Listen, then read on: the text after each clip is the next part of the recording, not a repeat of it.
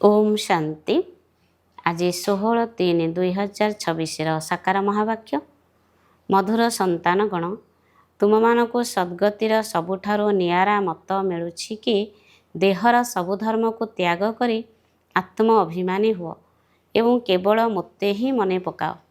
ପ୍ରଶ୍ନ, ଯେଉଁମାନେ ପରମାତ୍ମାକୁ ନାମ ରୂପରୁ ଅଲଗା କହୁଛନ୍ତି ସେମାନଙ୍କୁ ତୁମେ କେଉଁ ପ୍ରଶ୍ନ ପଚାରିପାରିବ? ଉତ୍ତର, ସେମାନଙ୍କୁ ପଚାର, ଗୀତାରେ ଯାହା ଦେଖାଯାଇଛି ଅର୍ଜୁନକୁ ଅଖଣ୍ଡ ଜ୍ୟୋତି ସ୍ୱରୂପର ସାକ୍ଷାତକାର ହେଲା, କହିଲେ ବନ୍ଦ କର, ମୁଁ ସହନ କରିପାରୁନାହିଁ। ତେବେ ପୁଣି ଆପଣମାନେ ନାମ ରୂପରୁ ଅଲଗା ବୋଲି କିପରି କହୁଛନ୍ତି?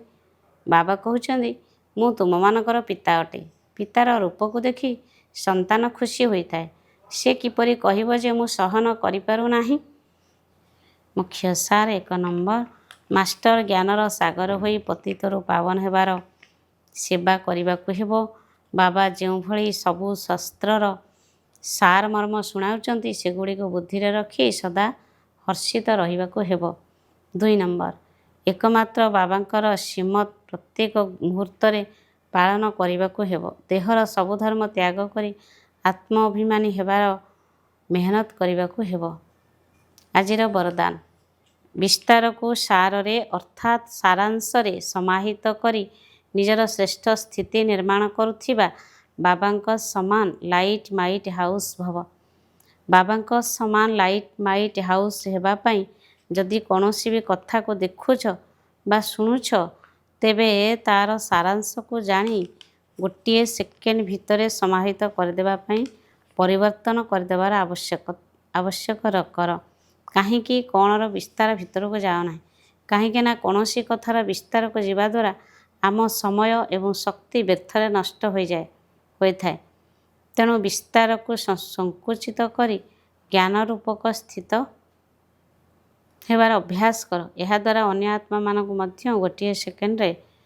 ଗୋଟିଏ ସେକେଣ୍ଡ ଭିତରେ ସାରା ଜ୍ଞାନର ସାରାଂଶର ଅନୁଭବ କରାଇ ପାରିବ। ସ୍ଲୋଗାନ, ଯଦି ନିଜର ମନୋବୃତ୍ତିକୁ ଶକ୍ତିଶାଳୀ କରିଦେବ ତେବେ ସେବାର ବୃଦ୍ଧି ସ୍ୱତଃ ହୋଇଯିବ। ଯଦି ନିଜର ମନୋବୃତ୍ତିକୁ ଶକ୍ତିଶାଳୀ କରିଦେବ ତେବେ ସେବାର ବୃଦ୍ଧି ସ୍ୱତଃ ହୋଇଯିବ। ଅବ୍ୟକ୍ତ ଇଶାରା, ନିଶ୍ଚୟର ମୂଳଦୁଆକୁ ମଜବୁତ କରି ସର୍ବଦା ନିର୍ଭୟ ଓ ନିଶ୍ଚିତ ରୁହ। ଯାହାର ନିଶ୍ଚୟ ରୂପୀ ମୂଳଦୁଆ ପକ୍କା ଅଟେ, ତେବେ ସେ ସହଯୋଗୀ, ନିର୍ମଳ ସ୍ୱଭାବ, ଶୁଭ ଭାବନାଯୁକ୍ତ ମନୋବୃତ୍ତି ଏବଂ ଅଧିକ ଦୃଷ୍ଟି ସମ୍ପନ୍ନ ଆତ୍ମା ହୋଇଥିବ। ତାଙ୍କର ଚାଲିଚଳନ ଏବଂ ଚେହେରାରୁ ସବୁ ସମୟରେ ସରଳତାର ଝଲକ ଅନୁଭବ ହୋଇ ଚାଲିବ। ତେଣୁ ପ୍ରତ୍ୟେକଙ୍କର ବିଶେଷତାକୁ ସ୍ମୃତିରେ ରଖି ପରସ୍ପର ପ୍ରତି ବିଶ୍ୱସ୍ତ ହୋଇ ରୁହ, ତେବେ ଅନ୍ୟମାନଙ୍କର କଥାର ଭାବ ଏବଂ ଉଦ୍ଦେଶ୍ୟ ବଦଳିଯିବ। ଓମ୍ ଶାନ୍ତି।